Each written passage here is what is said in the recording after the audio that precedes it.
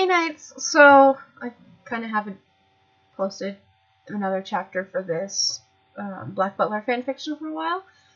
Not only was I asked to, but I probably should anyways.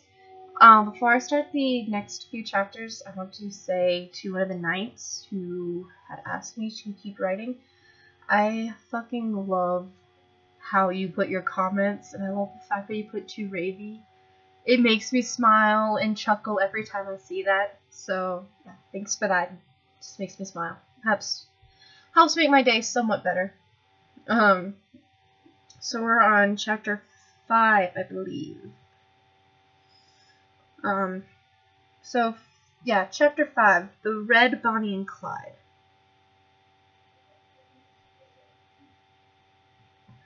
Oh, hello, readers. If you're reading this, then I'm sure you're unaware of my predicament. Well, let me catch up on what you missed. You see, after a rather interesting chess match, Seal dragged me and Sebastian into a rather creepy-looking alley. I knew what would happen next, but I didn't say anything. Will you both listen to me when I'm talking to you? Me and Sebastian were both petting a stray black cat. But master, she's so beautiful, we both said, and soft. And then, suddenly a scream erupted from an alley. It's him, let's go, Seal said, running towards the scene of the crime. Seal almost puked at what he saw. Me, on the other hand, wasn't really fazed, but this being my favorite episode. I have seen this happen over 1,000,000 times. Suddenly, Girl walked out of the room. Time skip over dialogue brought to you by the fabulousness of Black Butler's spin-off Red Reaper. JKJK, there is no spin-off show. Sorry. Oh, that'd be awesome if there was. Okay, time skip done. I hope you people took a break anyway. Where were we? I zoned out a bit after that time skip. I then saw that Grell was in his true form and Madame Red was babbling angrily. Damn, I zoned out good, didn't I? What was I thinking? Oh yeah, Grell and Leve Nokis. Nosebleed, drool. Anyway, you shouldn't have been born in the first place. Madame Red yelled and Grell charged toward us. I stiffened before Sebastian caught this chainsaw. What is that? Seal said. Grim Reapers use tools for harboring the souls of dying. This is his Reaper's scythe, Sebastian said, and Grell interrupted. Don't you dare call it a scythe. It's much more than that. I might just now be realizing this, but he does yell a lot, doesn't he? Well, his does name mean easily angered. Are you listening? Grell interrupted me. Oh, I'm sorry. Was I supposed to? I said. I'll admit, I'm kind of ADD. I can't pay attention much. The only reason I'm not totally pissing myself right now is because Sebi is here. All I need to do is maintain a good relationship with Seal and Sebastian, and I'll be safe. Grell then spoke again. You didn't pay attention to anything I just said. Yeah, you're talking about your death sight. I didn't pay attention. I just remember what he said at this point in the episode. Hee. I heard him humph and then charge towards me. I yelped, but Sebastian got in front of me and blocked him. You know, I don't even know why I'm here. I'm just a kid. I can't... A chainsaw came towards my eyes. I ducked as quick as I could. You should be careful, little girl. If you're not quick enough, you might get cut. Slash. Flesh ripped and blood poured to the ground. Not from me, from Sebastian. Right before I could get hurt, he got in front of me. Aw, senpai, you do care. Or you want to eat my soul. After that, Angelina got close to killing Seal, but didn't get to ultimately ending up with Grell killing her. And then the somatic records, I could see them. They were blurry, but I could see them. Then they stopped, and Grell walked back over to Red. How beautiful you were, dying crimson in your victim's blood. I loved you so. He then took her coat. What a disappointment you turned out to be in the end. You don't have what it takes to wear red. How could he? How fucking could he? He kills her, then he says he loves her? Okay, I want to go back to Shingon Station now. Or maybe the Fairy Tale Guild. Sebastian, I gave you an order, didn't I? Sebastian looked towards Seal. One is still left. Stop standing there and kill him. Yes, my lord, Sebastian replied. He said it, my mind yelled. Grell chuckled. You know, I was going to spare you professional courtesy and all, but if you insist. He swept our way, making me jump back, and Sebastian jumped up. I'll send you and the brats to heaven together. Heaven? You're joking, Sebastian said. Brat? I repeated, clearly offended. I know nothing of heaven, Sebastian said. Time skip brought to you by Anime, the reason we're all here. Grell had pinned Sebastian to a wall again. My lady, if you so He'd be so kind as to assist me, Sebastian whispered. What could I do? I thought, as I see a piece of pipe on the ground and grabbed it quickly. Oh my God, is that William stripping? I blurted out, causing Grell to turn and yell, Where? Thwack. I slammed the pipe on his head, causing him to release Sebastian. Thank you, milady, Sebastian said. Ow! How could you hit a girl on the head like that? I stepped over him. I am a girl, you doof. I then hit him with the pipe again towards Sebastian, and he kicked him in the face. Not the face! The Reaper yelled so loud that you could probably hear him from your house. I was laughing, well at least till Grell's high heels came and smacked me in the face. I fell back unconscious. It's a very fast chapter. I got a text. I was sitting in Chapter 6, Angelic Dreams. I was sitting in a forest. Silence was everywhere. My mind seemed blank. I could somehow feel that I was dreaming. I just didn't feel real enough for me, I guess. A white feather landed on my head. A white feather. I blinked and suddenly remembered everything. The portal. Meeting Seal and the others, and Grell trying to kill me. Was I dead right now? I couldn't remember really what happened last. Suddenly, a figure dropped down in front of me. It was a boy. No, man. But he looked about 18, maybe. His skin was pale, his hair snow white. His eyes were violet, and protruding from his back were a pair of wings. Who are you? I asked, scared. This guy was an angel, but what kind of fallen? What kind? Fallen or good? Shh, I'm not going to hurt you, he said. I calmed down. Something about him was comforting. I need you to do something for me, okay? He asked. I just nodded. I need you to find this. He pulled out a piece of paper with a black amulet on it. This is very important and it has been stolen, he said. Okay, I said. Go to Houndsworth. You'll find it there, he said. Then you can go home. Home. Everything suddenly began to fade. My eyes shot open, revealing I was in the Phantom Hive Manor in my room. Was that even real? My eyes then darted down to see the piece of paper with the amulet on it. Chapter 7. Quick, to Narnia. Houndsworth. Diary entry number 2. A white dog is a good dog. White dog good. A black dog is a bad dog. Bad. A black dog is a bad dog. Black dog bad. Not quite sure what this stuff is about, but it sure sounds interesting. Well, let's see. My main goal is to get to Houndsworth. Holiday, holiday, we're going on a holiday. Find the amulet. Holiday, holiday, we're going on a holiday. Get it back to that angel somehow, and holiday, holiday. Get these people to shut the fuck up. Oh, how I wish I could have screamed that. I sat in a gray sleeveless gown with a white and gray bonnet and my curly brown hair down. I looked over the countryside as I heard Sebastian and Seal talking about why they brought the servants. I discerned to see the white dove fly past my head. Then suddenly, we stopped. The servants looked over to discover the place Seal said the resort would be was a total dump. So, all the servants screamed. Oh, I forgot to mention, the resort is yet to be built. Suddenly, I heard a voice in my head. It's close. It was the angels. No kidding, I muttered. As we moved on, we came across an old lady with a baby stroller. Finny went to try to help the old lady. Let me help you, Granny, he said, picking up the stroller. Careful, Finny, you might hurt the baby, Mayrin cried. He quickly slammed it down in fear. Is the baby all right? She asked. Then she saw not a baby, but a dull dog skull. Ah! She screamed. There is no baby. There is no baby anymore. The child was eaten by it, the old hag said creepily. I just raised an eyebrow as she walked off, muttering, The white dog is a good dog, white dog, good. The black dog is a bad dog, black dog, bad. I ignored her and sat by Sebastian. Everyone here is so strange, I whispered so quietly no human could hear me. Some people could say the same about you, he whispered, that in that intoxicating tone. That voice, though. A deep blush creeps up on my face. I would probably make out with most of the guys on this show, but mainly Grell and Sebastian. At least I don't eat children, I muttered. Oh, does that bother you? Perhaps I should start eating teenage girls, he whispered to me in a sly tone. My face turned full-blown red and blood dripped from my nose as I quickly covered it with a hanky. He just chuckled lightly. Finally, we arrived at our destination, the Barrymore Manor. I looked down at my phone and checked my messages. One message. Steph, where are you? Me. You won't believe me. Steph, try me. Me. Takes a picture of self and sends it. Steph, what anime is this from? I did not reply. I knew no one would believe me. No one really does. Miss Mercy? Sebastian said. Huh? I looked up, putting my phone away. Suddenly, Sebastian picked me up bridal style and carried me off the wagon. My face flushed as he set me down. Now come along, he said. I noticed Angela was there as well. Welcome to Barrymore Estate. I am Angela Block. I am Blank. I am the maid here. Time skip brought to you by Chibi Growl and Sebastian slow dancing. Oh, it would be so cool to see. We entered the manor and went upstairs, and if you want to know what it looks like, watch the episode.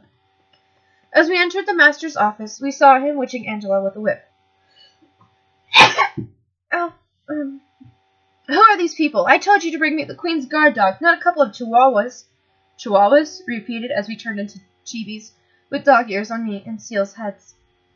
Sebastian, Seal said, and with that, the demon was at the older man's side, gripping his arm and keeping him from whipping Angela. No, I'm babysitting. Nope. You filthy Doberman, get your hands off me. You should be trained better. Lord Barrymore yelled. He's acting on my orders, Seal said. I just chuckled and sat by Seal. And just who are you? He asked. I am Earl Seal Phantomhive, Seal replied. Sebastian then let the man go. You mean to tell me the Queen's guard dog is a toy poodle? You don't like toy breeds, Lord Barrymore? Shortly after, I was sent out so they could discuss the case. Seriously, what is the use of me even being here? Well, at least I'll get time to find that amulet. Suddenly, the voice in my head spoke again. It's in the house. I nodded and went to search through the house. I looked through the halls and the dining room. That's when I came across a room with a fireplace and some bookshelves. In the box, the voice repeated. The voice said. In the box, it repeated. I looked over on a dresser to see a jewelry box. I slowly opened it to find the black amulet. Chills went down my back as I looked at it. It's been tainted, I said. I slowly picked it up by the chain and examined it. Suddenly, I heard a door open and shoved it in my pocket. Oh, Lady Phantomhive. It was Angela. Good day, I said, curtsying. Is there anything you need, miss? She asked. I'm quite all right, I replied, but froze as I saw her pull out a pistol. Hand it over, she said. As quick as I could, I crashed through the window, landing on my feet, and ran for it as fast as I could, ignoring the pain I had from the glass. I ran into a creepy forest full of dead trees. The sad part about getting the amulet is I have no fucking idea what to do next. I mean, I know I'm supposed to get it to that guy Angel, but what? It's just supposed to show up, snap his fingers, and I'll be home? It must be pure, his voice said in my head. Damn it, what is up with the Angel's impurity? Even the good ones are going on about it. I began to get tired and was losing a lot of blood. My vision was getting blurred, and I couldn't. Suddenly, I fell down, closing my eyes. This is it, my mind said. I'm going to die. Hello, a flamboyant voice said. Oh, that's it. I'm dead. I was suddenly turned over on my back. I looked up to see Grell crouching over me. Oh my, how pretty you look, covered in a lovely red blood, he cooed, caressing my cheek. Is it my end? I asked. Not quite, dear, he said before pulling something out of my chest and making me yelp in pain. It turned out to be a pair of scissors. You see, you're not allowed to die in this world, apparently, he said, taking out a book with my name on it. Let's see, Mercedes E. Insert a last name. I don't know. You guys could choose what you want her last name to be. It doesn't matter. Born in 1999, death not yet scheduled. He purred, pulling me in his lap. Wait, what are you doing here? Aren't you suspended? He put a finger to my lips. Maybe I am. Maybe I'm not. He winked at me. I then felt his hand on my hip. Hey, I said. Shush, shush, he said as he took the amulet from my pocket. I was helpless due to my injuries. I need that, I stuttered. I'm afraid you won't be getting anywhere with this little medallion of yours being in such a state, he says. Well, how can I fix it? Grell puts it around my neck and moves some hair out of my face. Oh, you just need a feather. A feather? He then pecked my lips and set me down as my vision faded. Time skip brought to you by my followers, the reason I write. Sorry, I just had chocolate. I'm hyper now. Warm. I feel warm and relaxed. Oh, you're awaking. Well, at least you'll be clean once you're awake, a smooth voice said. Oh, who's there? Wait, clean? Living, is that you? Are you clean raping me? Is that even a thing? Clean raping? I thought as I felt a pair of hands on my body. As I could, something roughly rubbed on my skin. My eyes fluttered open, and I saw that I was in the bathroom, back in the Barrymore Estate Inn. Sebastian was washing me. Well, look who decided to wake up, Sebastian said, looking down at me. I quickly covered my naked body with my arms. What the hell, Sebastian? I shouted, only to have him cover my mouth with his hand. Mistress, please, keep your voice down, he said. My face flushed at how close he was. Why didn't you let Mayrin wash me? I whisper-shouted. Mayrin and the others were a bit occupied, he said. I noticed he wasn't wearing his gloves, so his contract signed and black nails were exposed. Sebastian took the rag as he wiped it across my mouth. There, now the scent of Reaper is off of you, he smirked. I narrowed my eyes, my face full-blown red. He then grabbed a towel and wrapped it around my figure as I got up and out of the tub. Gosh, I want to kiss him so bad right now, I muttered. Really? He said. My eyes widened at realization of what I just said. A hand slipped across my cheek, turning me to look into his the blood-red eyes of a demon. I will remain pure. I will not let him take my soul. I felt soft, cold lips brush against mine. Is this my first kiss? No, Grell actually kissed me last night. Well, I'd just like to put out there that I'm not a whore. I did not sleep with them. I am not in a relationship with either of them. So all you could say is, I don't know. Maybe I'm a female version of a ladies' man? Sebastian! I could hear Seal yell as Sebastian stepped away. Please excuse me, madam, he said, exiting. I looked over to see a plain white button sleeve dress and some undergarments. I saw the amulet on the sink, so I grabbed it. I quickly put them on and exited. I need to get out of here. My virginity's at stake. I quickly went into the dining room. I looked around. Angela wasn't anywhere in sight. I then saw a dagger on the table. Take it, the angel's voice said. She's in the forest. I grabbed the dagger and went outside. Mercy, I heard a voice say, and turned to see Sebastian. Where are you off to? He asked. Sebby, stop bugging me. You're not my mom. I'm leaving. I found a way to go home, I said. Oh, I see, he said. Well, it's been a pleasure to serve, he said, almost sounding sad. No, Senpai cares. I then ran up to him and gave him a hug. It was like hugging a tree. A very sexy tree. Goodbye, I said before running off towards the forest. Time skip brought to you by Sebastian, the sexy tree. Next time I watch any of the episodes, I'm going to be like, sexy tree! Ugh. I already said that. I stepped in the middle of the forest to see Pluto in dog form staring straight at me. The hounds howled loudly and ran straight for me. I ducked out of the way. What the fuck? I can't fight a giant dog, I said. I looked around as the dog roared and charged toward me. Pluto grabbed me by the back of my dress and tossed me high into the air. Suddenly, the amulet appeared around my neck, and my eyes turned pink as a red aurora surrounded me, pulsing. I hit the hard ground, creating cracks in the earth, shaking it like an earthquake. Pluto ran towards me, his teeth bared.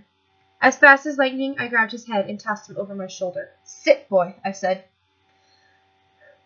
Yasha. As he then reverted to his human form and tackled me to the ground, licking my face. Okay, there's a naked man licking me. My face flushed. My eyes turned back to their normal brown color. An amulet that gives you the power of a demon, I mused. Roof, roof, Pluto barked. I turned my hand to look at him. In his hand, he was holding a white feather. I took it from his hands and pressed it to the black jewel. Then suddenly, I was not in the forest anymore. I was floating in a dark abyss. Hello, I said. Mercy, a voice said. He then stepped in front of me. It's you, I say, staring at the white-haired man. Tell me who you are. Why did you want me to get an amulet that gives you the power of a demon? He chuckled. I, my child, am Oliver, he stated. And this trinket is not for me. It is for you. He pointed down to it. It was different, but now a white gem. But now it was a white glowing jewel. White gem, a glowing white jewel. Mercy, your quest is not completed yet. Is not completed yet. It is now postponed, he said. What do you mean? Oliver pecked my forehead. Someday I will call for you. Those were the last words I heard. The next thing I knew, I was back at home in my bed. Okay, that is it. There's more to this book, and eventually I will get them down. But yeah, my next book, I don't know yet. I have to pick it out. But yeah, that's the last of it. So, yeah. Peace out, nights.